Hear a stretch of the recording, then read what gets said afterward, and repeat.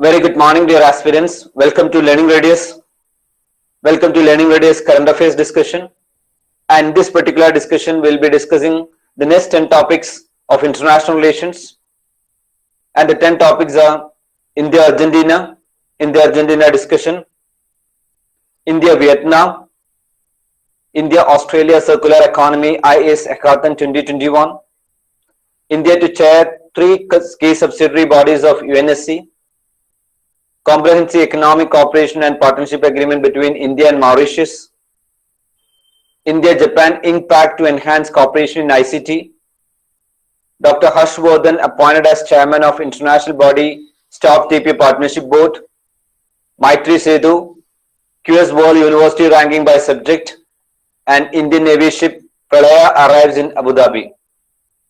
So these are the 10 topics what we are going to discuss. Once again, Indian Navy ship Pralaya arrives in Abu Dhabi, QS World University ranking by subject, Maitri Sedu, Dr. Harshvardhan appointed as chairman of international body Stop TB Partnership Board, India-Japan Impact to enhance cooperation in ICT, Comprehensive Economic Cooperation and Partnership Agreement between India and Mauritius, India to chair 3 key subsidiary bodies of UNSC, India-Australia Circular Economy IAS Hackathon 2021, India-Vietnam, India-Argentina. Let's come to the first topic, that is India-Argentina. India, through a new floater state-owned company, inked a pact with an Argentinian firm mid last year to jointly prospect lithium in the South American country that has the 3rd largest reserves of lithium.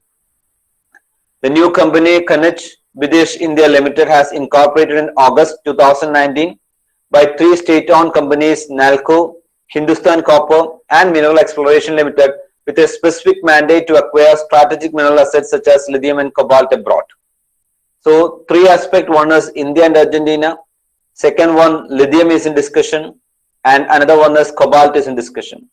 India, through a new floated state-owned company, once again state-owned company, inked a pact with an Argentina firm mid last year to jointly prospect lithium in the South American country that has the 3rd largest resource of lithium. The new company, Khanij Videsh India Limited was incorporated in August 2019 by 3 state-owned companies, NALCO, Hindustan Copper, and Mineral Exploration Limited, with a specific mandate to acquire strategic mineral assets such as lithium and cobalt. It is also learned to exploring options in Chile and Bolivia, 2 other top lithium producing countries. Lithium, the silver white alkali metal, is a crucial building block of the lithium-ion rechargeable batteries that power electric vehicles, laptops, and mobile phones. So lithium as the content is very important in all this field. So lithium, the silver white alkali metal. So lithium as a metal as such is very important, as I mentioned, is a crucial building block of the lithium-ion rechargeable batteries that power electrical vehicles, laptops, and mobile phones. Currently, India is heavily dependent on import of these cells, and the move to ink sourcing pact for lithium is seen as another salvo in the front against China, a key source of both the raw material and cells.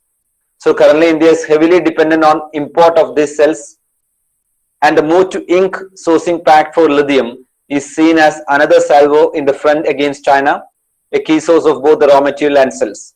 So here, once again, lithium as it is a significant metal, and we are into Argentina, then we are trying to get from Chile and Bolivia too. The next discussion is about India-Vietnam. Vietnam, the world's 3rd biggest exporter of rice, has started buying the grain from rival India for the first time in decades after local prices jumped to their highest in 9 years amid limited domestic supplies. The purchase underscores tightening supplies in Asia, which could lift rice price in 2021, even forced traditional buyers of rice from Thailand and Vietnam to switch to India, the world's biggest exporter of the grain. In 2020, India exported a record 14 million tons of rice, provisional data from the Trade Ministry showed. So India, rice, export, Vietnam, Thailand. These all are the area you are supposed to keep in your mind. So India as a country is producing rice. At the same time, Vietnam as a country is also producing rice. Thailand is also producing rice. So rice as such is significant from the geography point of view. That is, what is the condition required for the growth of rice? You have to study in parallel to this current affair. Now here Vietnam, the world's third biggest exporter of rice, has started buying the grain from rival India for the first time in decades after local prices jumped to their highest in 9 years amid limited domestic supplies. So that was the discussion. The purchases underscores tightening supplies in Asia, which could lift rice price in 2021, even force traditional buyers of rice from Thailand and Vietnam to switch to India, the world's biggest exporter of the grain. In 2020, India exported a record 14 million tons of rice. Provisional data from the Trade Ministry showed. So that is about India's export. So in 2020, India exported a record of 14 million tons of rice. Is again a significant current affair related to rice. So all the fundamentals related to rice is very, very important. Next is India-Australia Circular Economy, IACE Hackathon 2021, IACE. So I stands for India, A stands for Australia, C stands for Circular, E stands for Economy. So with goal to enable talented, innovative students and startups from Australia and India to address common national issues through innovative technology solutions, AIM and Australia National Science Agency CSIRO kickstarted India-Australia Circular Economy Hackathon 2021. So once again, with the goal to enable talented, innovative students and startups from Australia and India to address common national issues through innovative technology solution, AIM and Australia's National Science Agency CSIRO. So AIM and CSIRO kickstarted India-Australia Circular Economy. So AIM and Australia National Science Agency, that CSIRO, together is going ahead with India-Australia Circular Economy Hackathon 2021. The concept of IACE, the concept of India-Australia Circular Economy Joint Hackathon, originated in the virtual bilateral summit between Honorable Prime Minister of India and Honorable Prime Minister of Australia held on 4th June 2020, where they committed to joint circular economy innovation initiatives between the two countries. Now, regarding AIM, that is Adult Innovation Mission, Niti Aayog is the government of India's flagship initiative to promote a culture of innovation and entrepreneurship in the economy.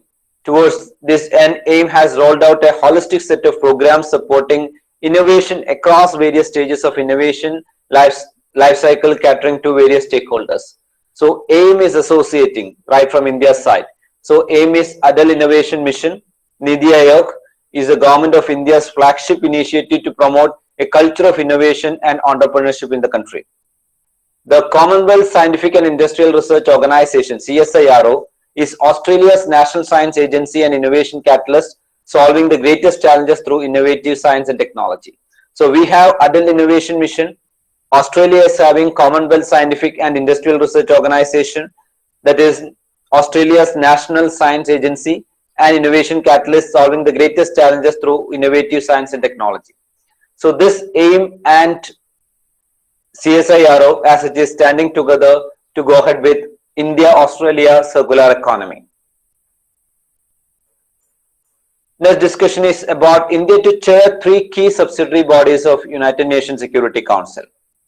India will chair 3 key subsidiary bodies of United Nations Security Council. The panels are Counter-Terrorism Committee for 2022, Taliban Sanction Committee and Libya Sanction Committee. This was announced by the permanent representative of India at the United Nations Security Council, T.S. Tirumurti today. So that was the discussion came in newspaper.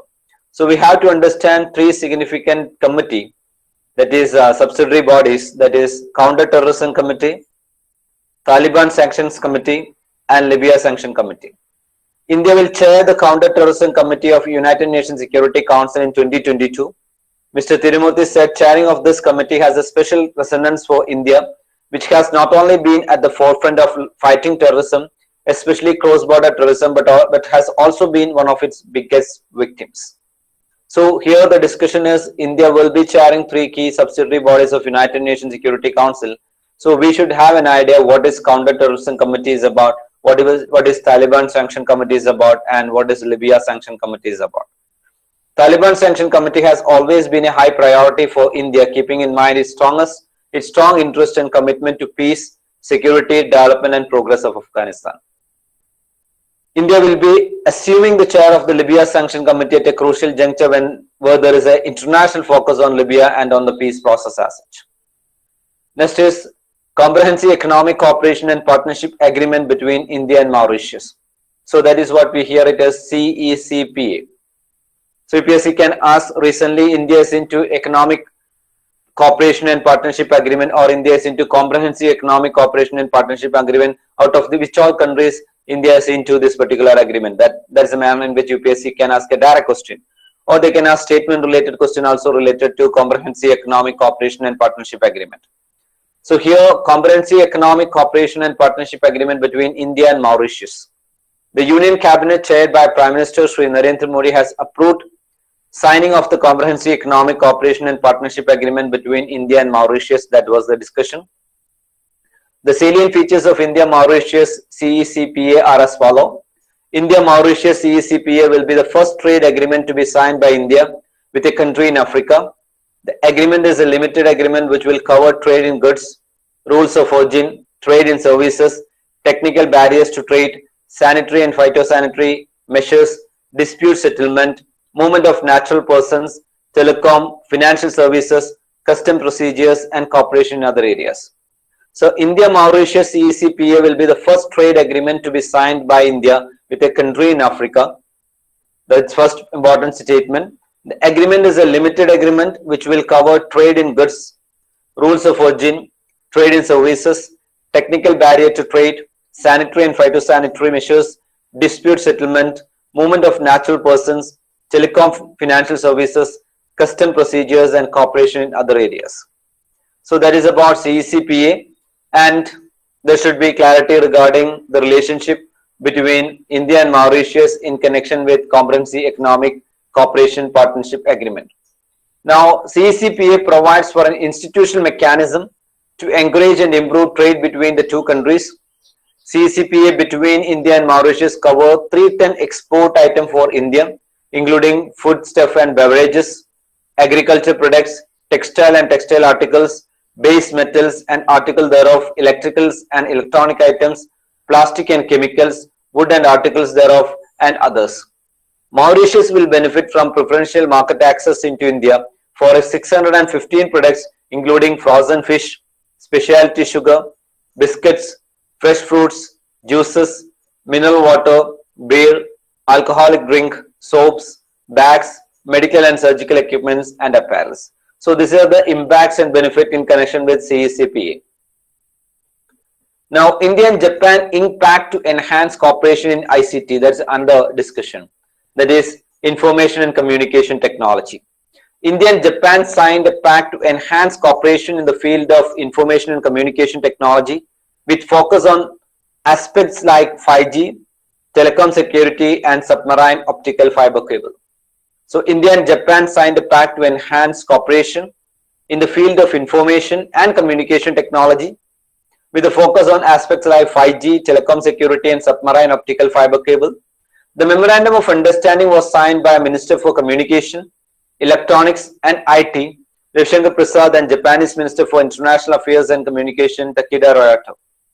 So here, India and Japan signed a pact to enhance cooperation in the field of information technology or information and communication technology with focus on aspects like 5G, telecom security, and submarine optical fiber cable.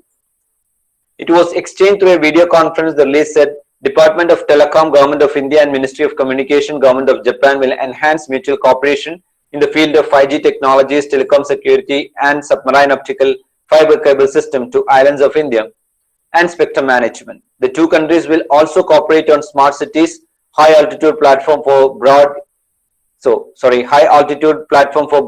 in unconnected areas, disaster management, and public safety, the release added. So here, India and Japan is into information, communication, and technology, and the cooperation will also go ahead with smart cities, high altitude platform for broadband in unconnected area, disaster management, and public safety. That's all of the different area where India and Japan is going to collaborate.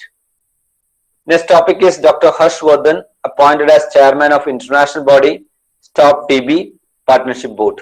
So we have an international body, Stop TB Partnership Board. So Union Minister for Health and Family Welfare, Dr. Harsh Vardhan, has been appointed as the chairman of the international body Stop TB Partnership Board. He was appointed in recognition of his outstanding contribution to the movement to eradicate tuberculosis from India. By 2025, Dr. Harshvardhan will serve a 3-year term commencing from July this year. So, what is Stop TB Partnership Board should be clear in your mind. Now, Stop TB Partnership is a unique international body with the power to align actors all over the world in the fight against TB. The participation of wide range of constituencies give this global body the credibility and the broad range of medical, social and financial expertise needed to defeat TB. The partnership vision is a TB-free world. So what is Stop TB Partnership? Stop TB Partnership is a unique international body with the power to align actors all over the world in fight against TB. The participation of a wide range of constituencies give this global body the credibility and the broad range of medical, social and financing expertise need to defeat TB. So that's about Stop TB Partnership. The appointment of Dr. Harshvardhan as the chair of this prestigious global body is a proud recognition of India's political commitment to eradication of TB. Established in the year 2000, the Stop TB Partnership is mandated to eliminate tuberculosis as a public health problem. So what is Stop TB is about should be very clear. TB as a disease should be clear. The basic fundamentals related to TB should be there in your mind. The next topic of discussion is Maitri Setu. Prime Minister Shri Narendra Modi virtually inaugurated the India-Bangladesh Friendship Bridge Maitri Setu over the Feni River at Sabroom in South Tripura. He also inaugurated and laid the foundation stone for 8 other infrastructure projects together worth 3,518 crores. So Prime Minister Narendra Modi virtually inaugurated India-Bangladesh Friendship Bridge, that is Maitri Setu, over the Feni River at Sabroom in South Tripura. He also inaugurated and laid the foundation stone for 8 other infrastructure projects together worth 3,518 crore. Bangladeshi Prime Minister Sheikh Hasina in a video message said that the inauguration of the 1.9 kilometer long Maitri Setu would herald a new chapter in relation between the two neighbors. So India-Bangladesh relationship, always UPSC asked statement related question. Last year also UPSC asked statement related question in connection with India-Bangladesh trade. Now Maitri Setu, that is another significant step right from the side of India in connection with Bangladesh relationship. So that is inaugurated by the Prime Minister of India itself. So Prime Minister Narendra Modi virtually inaugurated the India-Bangladesh friendship Maitri Setu over the Feni River at Sabroom in South Tripura. That's the discussion is about. The bridge, which was first mooted a decade ago, would immensely benefit Northeast India in the trade matters, as same would connect the Chittagong seaport just 100 km from Agartala. Ms. Hasana took the occasion to inform that the Bangladesh government had declared its Chittagong and Mongla port as port of call to facilitate India's uninterrupted international and domestic trade activities through waterways in Bangladesh. She opined that political boundaries should not become barriers to trade and economic relations. So that's about India-Bangladesh relationship in connection with Maitri Setu. Next is QS World University ranking by subject. Indian Institute of Science in Bangalore retained its rank for material science and chemistry. According to QS World University ranking by subject, at least 25 courses by Indian universities, mostly from Indian Institute of Technology, have figured in the top 100 globally. So that is very, very significant. While the petroleum engineering course of IIT Madras was ranked 30 in the world, the mineral and mining engineering at IIT Bombay 41 and IIT Kharagpur 44, up 2 places, were among the 50 best courses. So QS World University ranking is very, very important, and everybody knows that QS World University ranking. Here QS World University ranking by subjects. So Indian Institute of Science in Bangalore retained its rank for material science 78th and chemistry 93rd. According to QS World University ranking by subject, at least 25 courses by Indian universities, mostly from Indian Institute of Technology, have figured in the top 100 globally. While the petroleum engineering course of IIT Madras was ranked 30 in the world, the mineral and mining engineering at IIT Bombay and IIT Kharagpur were among the 50 best courses. Delhi University was ranked at 50 for its subject development studies in 2021, though it dropped 9 places from last year. Global Higher Education Consultancy QS said last year 26 India courses found a place among the top 100. Indian Institute of Science in Bangalore retained its rank for material science and chemistry. That's a significant news related to QS World University ranking by subject. So that's about QS World University ranking by subject, and India's performance is commendable. That's the last topic of the discussion is Indian Navy ship Pralaya arrives in Abu Dhabi. Indian naval ship Pralaya arrived at Abu Dhabi, UAE today 19 February 2021 to participate in NAVDEX 21, that is Naval Defense Exhibition, and IDEX, that is International Defense Exhibition, scheduled from 20 to 25 February 2021. That's the news about. So here Indian Navy ship Pralaya is in discussion, at the same time NAVDEX 21 and IDEX 21. So Indian naval ship Pralaya arrived at Abu Dhabi, UAE today 19 February 2021 to participate in the NAVDEX 21, that is Naval Defense Exhibition, and IDEX, that is International Defense Exhibitions, scheduled from 20 to 25 February. That's the discussion. INS Pralaya, the second ship of indigenously built Prabal class missile vessel, was commissioned in Indian Navy on 18 December 2002. That's a basic GK related to INS Pralaya. The 56-meter long ship, displacing about 560 T, is capable of speeds in excess of 35 knots and is fitted with an impressive array of weapons and sensors. Its basic fundamentals related to INS Pralaya. So that's about Indian Navy ship Pralaya arrives in Abu Dhabi. So with that, we are winding up the total discussion. Have a great time. At the same time, keep an extra eye on all the international topics 10 by 10. We covered almost 190 topics right now, and we'll be covering another 20 more topics in connection with international relations. And keep an extra eye on all the topics. Try to have a clarity regarding the current affairs, the fundamentals related to that current affairs, and GK related to the current affairs, and work out the premium preliminary question papers. That gives you an absolute edge in connection with your civil service preparation. So have a great time. Calm version is the most productive version. Have a very productive learning. Meet you in the next video. Thank you.